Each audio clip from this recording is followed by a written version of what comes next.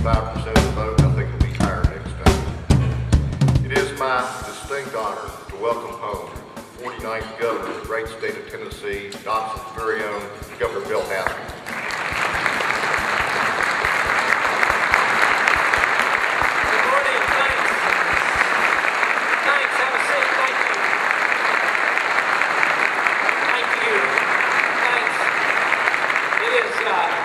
Thank you, Wes and Mitch. It is really, really good to be home. Although I am saying, and I'm just saying this, Mayor O'Hara, it didn't rain so much when I was the mayor. I mean it.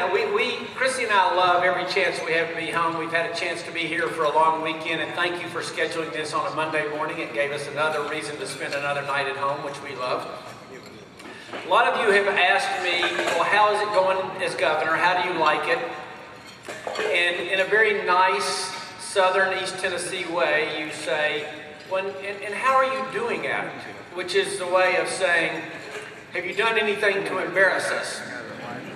And like I said, because we're from East Tennessee, we wouldn't say, have you done anything to embarrass us? But people just kind of probe around and ask about that. I do have to tell you that a couple of things recently that I just want to report that probably haven't shown us haven't been putting our best foot forward.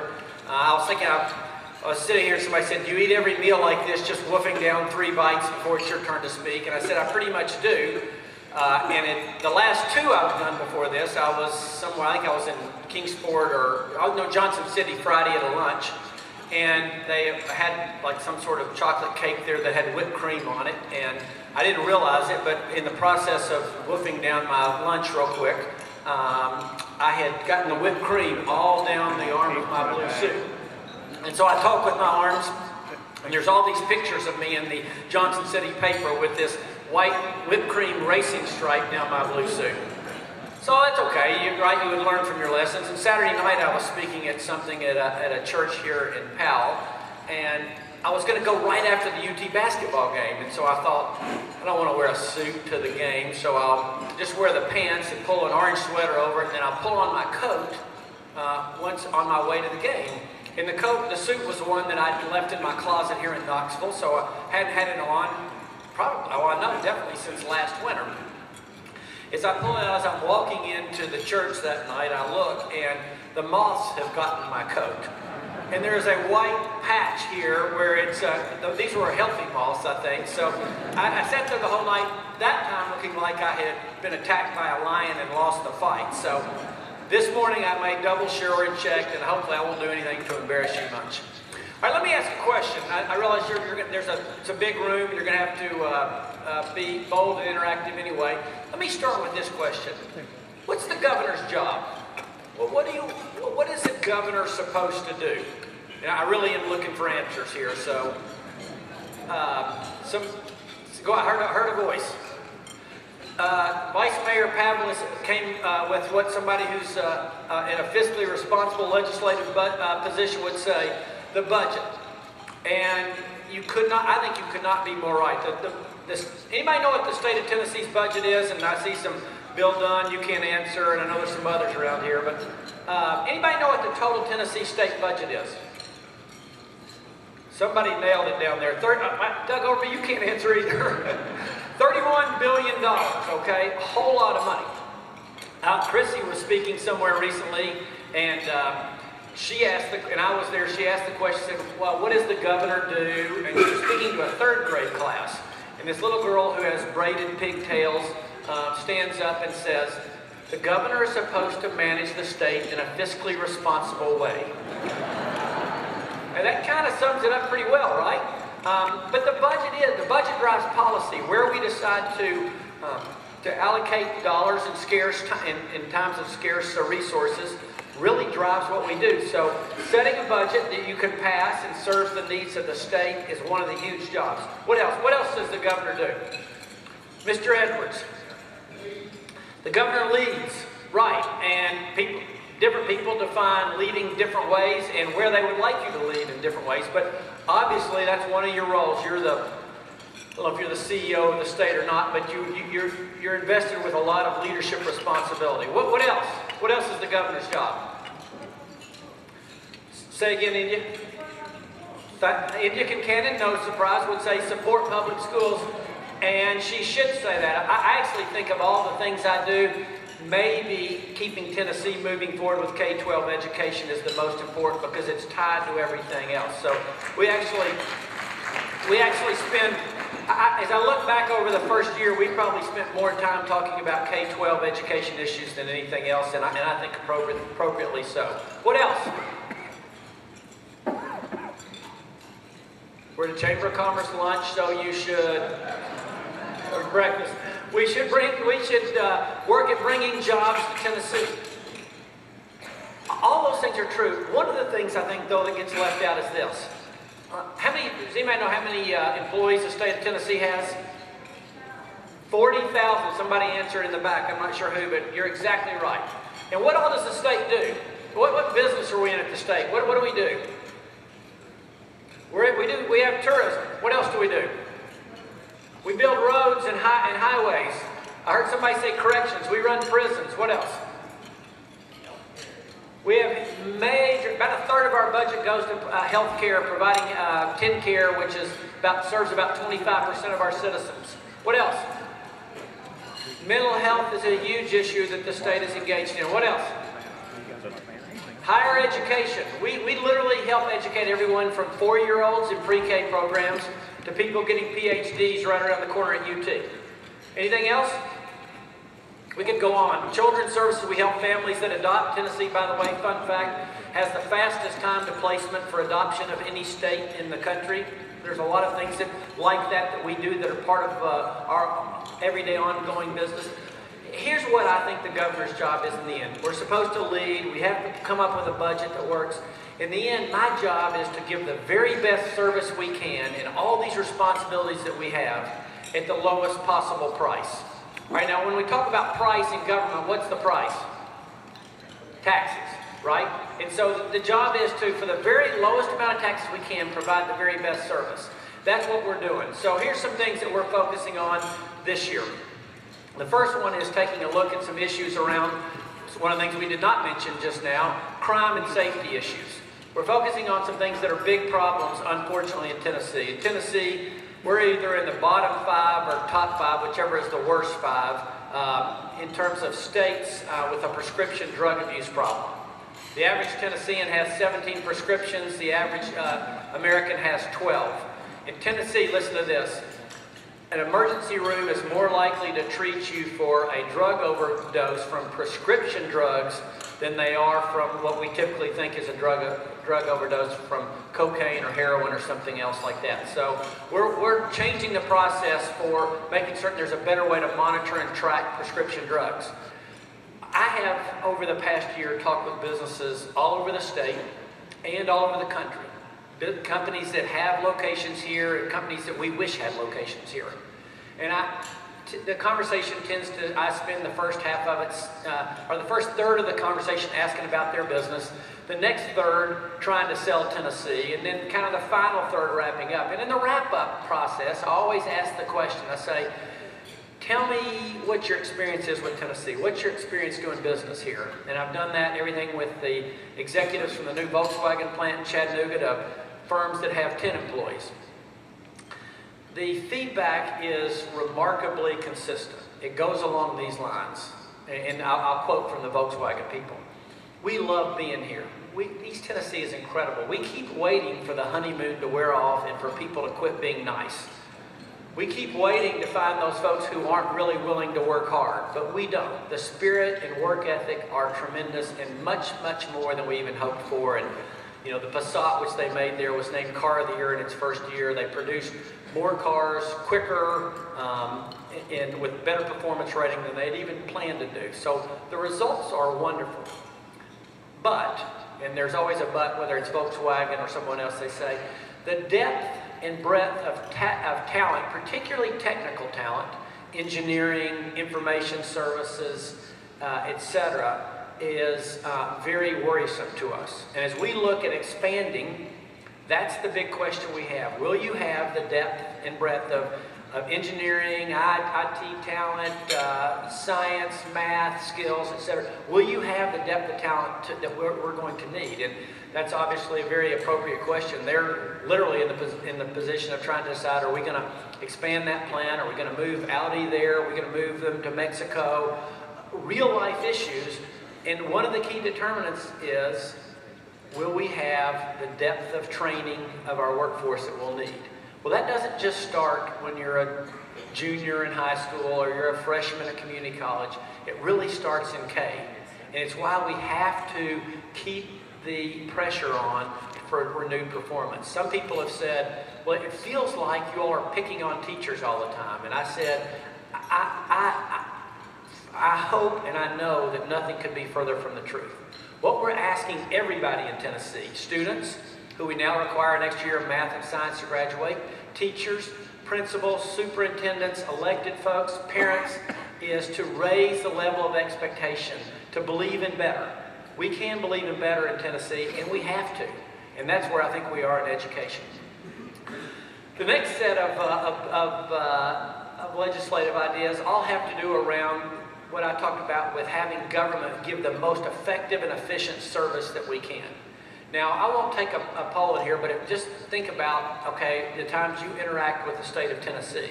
I'm hoping a lot of those are very, very good experiences, whether you're dealing with our economic development department or someone with mental health or intellectual disabilities, or maybe even if you go to get a driver's license and you only wait an hour instead of 2 hours. We'll do better on that too. But regardless, you come to us and you expect a level of service, just like you do when you go to your neighborhood restaurant or your neighborhood dry cleaner or any other business. The key to giving great performance, whether it be at this convention center, on the basketball court at the University of Tennessee, at the hospital up around the corner, and anything you go to, the key to giving service is having the very best players on that team. Okay, I just fundamentally believe that the team with the best players wins. In the state of Tennessee, here's our challenge. Remember I said we had 40,000 employees? Of those, 40% will be eligible to retire in the next 5 years. So we're going to be doing a lot of hiring. Now some of you say, well, maybe you don't need 40,000 employees, and maybe we don't. But regardless, if 40% are eligible to retire, I can tell you we're going to be hiring a lot of people in the state of Tennessee. So you can make an argument that 20 years from now, maybe the most important thing we'll do is make certain that we hire great people. But it's really hard to do with the current archaic system we have in place. The state of Tennessee, if we need an accountant or an engineer or an administrative assistant, we can't just go out and recruit and find the very best person. We can't go over to the University of Tennessee and find a new bright graduate or someone that we worked with in a job before. Instead, to get a job with the state, you have to apply and be put on what's called the registry. Now, to work your way up the register is at best, months-long process, and probably longer than that. So long, in fact, that by the time you've applied, most people, if they apply for a job, it means they're looking for a job, and they've probably gone and found something else by the time they work their way up. And the main criteria for working your way up the list is experience. Now, believe me, I put great value in experience. I hired 22 commissioners to come to work for me when I became governor. A lot of gray hair, okay, a whole lot of gray hair. And I value experience. But that shouldn't be the only criteria, and that's what it is in the state of Tennessee. We're like this. It'd be like at the University of Tennessee's football team, they said, okay, here's the deal. You can't recruit. You can just take the people who come to sign up to be on your team. And oh, by the way, then when it comes to big game time, you can't play the players that are the best players. You can only play the players who have been on the team the longest. Okay, now how many people want to go watch that team play this Saturday? Nobody, right? Because you'd say, well, that's a silly way if you're going to compete. But that's what we're doing at the state of Tennessee. We're competing. And we can't do that under a very archaic system of hiring people. There's a second aspect of it, and if you had never been around government, you're going to be scratching your head a minute. It's called bumping. Here's how it works. Let's just say, I'm going to pick on team people down here. Mayor Burchett, Mayor O'Hara, and I are all accountants with the Department of Transportation. And our commissioner decides, you know, we have too many accountants and not enough engineers. We're about building roads and fixing bridges and things like that. We need engineers, and while you accountants are wonderful, we need to shift resources. So we're going to have to let one of you go. And so we look around and Burchett's raising his hand. Burchett's thinking he's out. No, you might be in luck here. And it all had, so we looked around and Mayor Burchett, no, I'll say Mayor Burchett's been there 12 years, Mayor O'Hara's been there 13, and I've been there 14 years. So the first decision that's made, and really the only decision, is Mayor Burchett has the shortest tenure. He's just been there 10 years or 12 years. He's out. So Tim's gone. Okay, but Tim's a smart guy. He used to be in state government, so he knows that the Department of Children's Services actually has an accountant position as well. And he doesn't really know anything about children's services. He's been in transportation, but it's the same classification. So he notices that the accountant there just has 10.5 years of service. And so he goes and bumps them out of their job. And that person is thinking, darn, I loved working for that and I've lost my job. But she kind of looks around and goes, oh, whoa. Department of Mental Health has an accountant position. It's in Loudoun County. But that's a contiguous county, so she goes and bumps them out of a job because they've only been there for 8.5 years. And on and on and on. Never once, remember, notice this, never once in that process was merit or performance a part of the decision. Now, nobody can tell me that's the best way to run anything. Okay, nobody can convince me of that. Now, there are things we have to do in state government.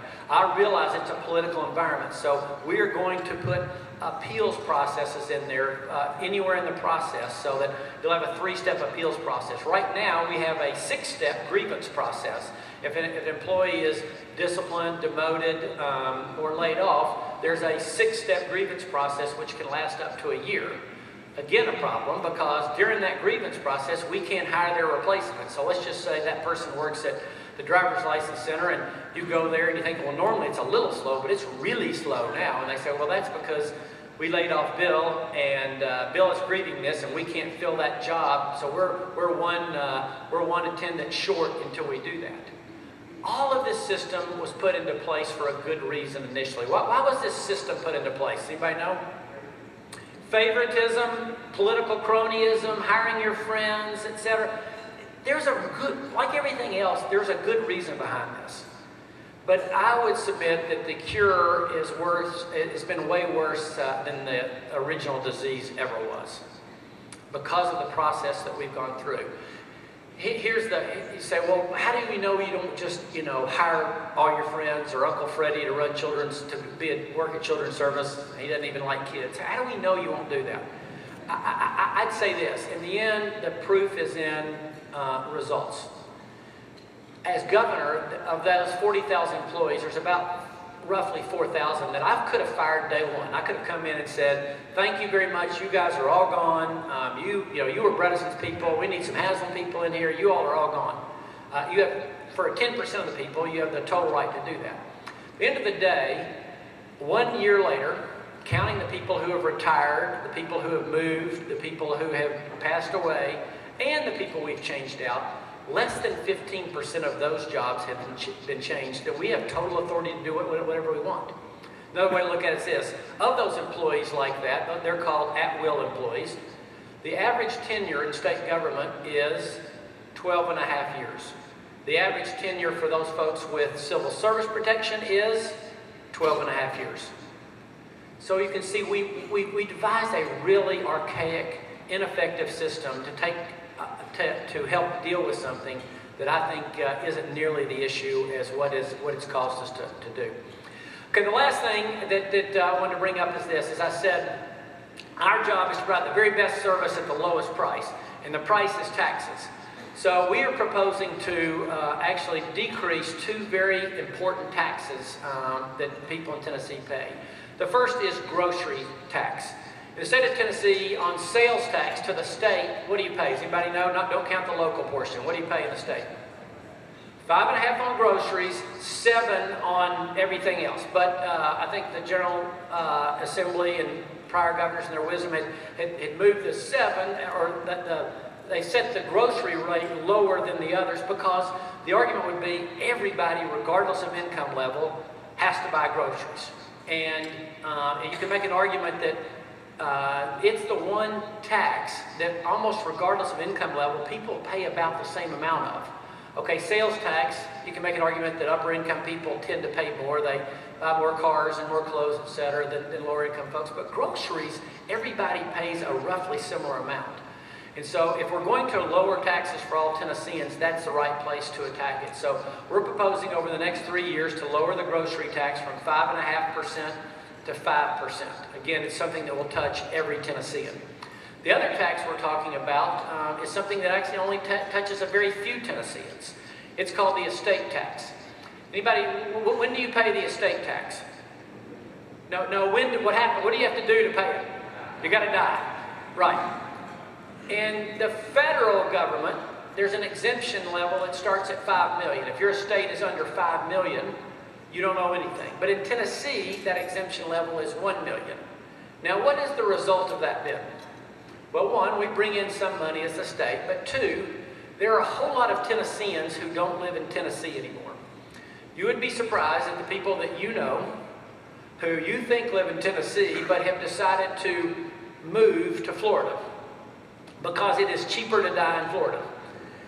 And so folks that can move their legal residence do that, and they pick up and they take their stock portfolio and they move and they spend half of their time in Florida because they don't have an estate tax. And oh, by the way, they tend to, over time, invest their capital down there to start businesses. And we lose those folks, we lose the capital. But there are other people who actually can't pick up and move their residence because their asset is a family farm, or it's a dry cleaning store, or it's a restaurant. And they literally can't pick that up and move it to Florida. And so they're stuck. And so when they die, their heirs are left with a choice. I either have to sell the business because it's our primary asset to pay the taxes, or I have to go further in debt, which I may or may not be able to do, so that we can pay the taxes and keep that business here. If one of our goals is to have more local family-owned businesses, more family-owned farms, we're working against ourselves. People say, well, that tax only affects a very few people. Why would you even touch that? It doesn't seem fair. It's my conviction that that tax costs us money. I've seen the number of people it's chased out of the state. We've done the math on it. We see what we lose in their whole income tax payments and in the capital that they invest somewhere else, and I'm convinced it's a net loser for Tennessee. We're proposing to raise that exemption level from $1 million to $5 million over the next several years. My commitment is while I am governor, and so whether that's 3 years or 7 years, that's what we'll do.